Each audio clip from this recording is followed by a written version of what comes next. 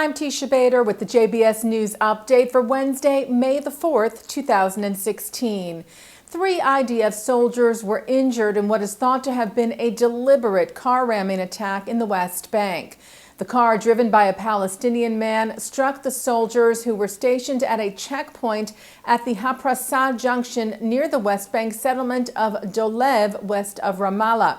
One of the soldiers was in serious condition and airlifted to Sheba Medical Center at Tel HaShomer Hospital. The other 2 were taken to the hospital as well. They were moderately injured. The IDF released a statement saying that fellow Israeli soldiers at the scene, quote, responded to the imminent threat and shot the driver of the vehicle dead at the scene. He was named by the Palestinian Health Ministry as 36-year-old Ahmed Riyad Shehadeh of the Kalandia refugee camp. Monday night, an Israeli man was moderately wounded in a stabbing attack in Jerusalem's Old City. The man was said to be in his 60s. He was stabbed in the back near the Lion's Gate. An 18-year-old Palestinian suspect was arrested late Monday night. Shortly after the incident, he later confessed to the attack. And yesterday, Israel police also arrested another man who is suspected of being an accomplice in the attack. The victim, who was injured, is said to be in stable condition at Jerusalem's Shaarei Tzedek Medical Center.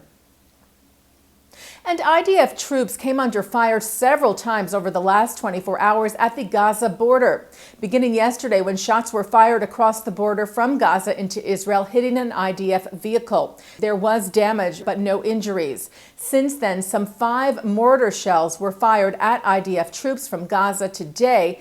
The IDF responded to all of the incidents with retaliatory fire. There were no injuries reported on either side in any of the incidents. There are reports that both Hamas and Islamic Jihad have claimed responsibility for the cross-border fire. The IDF has now declared the area around the community of Nachal Oz, near Israel's border with Gaza, a closed military zone. Yesterday, Israel's security and customs officials were able to prevent dangerous materials from entering the Gaza Strip. Israel's tax authorities said that officials seized several tons of ammonium chloride over the last few weeks.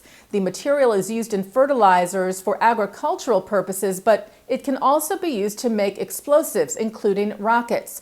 The chemical was found hidden in shipments of salt. The tax authority noted that since the chemical is defined as a dual-use substance, its passage into Gaza requires a permit. The Jewish-Israeli man found guilty of being the ringleader in the 2014 kidnapping and murder of a 16-year-old Palestinian teenager, Muhammad Abu Cadair, has been sentenced to life plus 20 years for his crimes. Yosef Ben David was sentenced yesterday for a total of 45 years in prison for the crimes which took place days after and was said to have been motivated by the discovery of the bodies of the 3 Israeli teenagers, Gilad Sher, Naftali Frankel, and Eyal Yifrach, who were kidnapped and murdered on June 12, 2014 by Palestinian terrorists. Ben David apologized to the family of Abu Cadair and asked for forgiveness. The prosecution said of the sentencing today that every person of every religion and race ought to know that if he commits such acts, whatever the ideology he claims to act in the name of, the law enforcement system will bring him to justice. Israel will soon be opening an official mission at the headquarters of NATO in Brussels. The Council of the North Atlantic Treaty Organization extended the invite to Israel today, and it was welcomed by Israeli Prime Minister Benjamin Netanyahu, who said, "This is a goal that we have worked on for many years."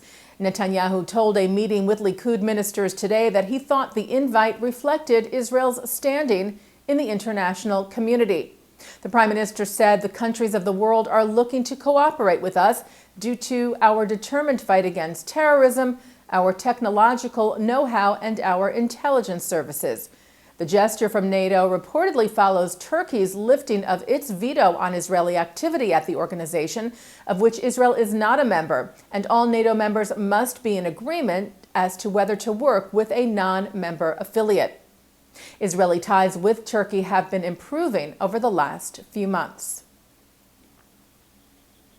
And finally today, Holocaust Martyrs and Heroes Remembrance Day began this evening with a state ceremony at Yad Vashem, Israel's living memorial to the Holocaust. At the official ceremony, 6 Holocaust survivors lit 6 torches representing the 6 million Jews murdered by the Nazis during the Holocaust. The central theme for this year's ceremony is "Everything is forbidden to us, and yet we do everything," the struggle to maintain the human spirit during the Holocaust.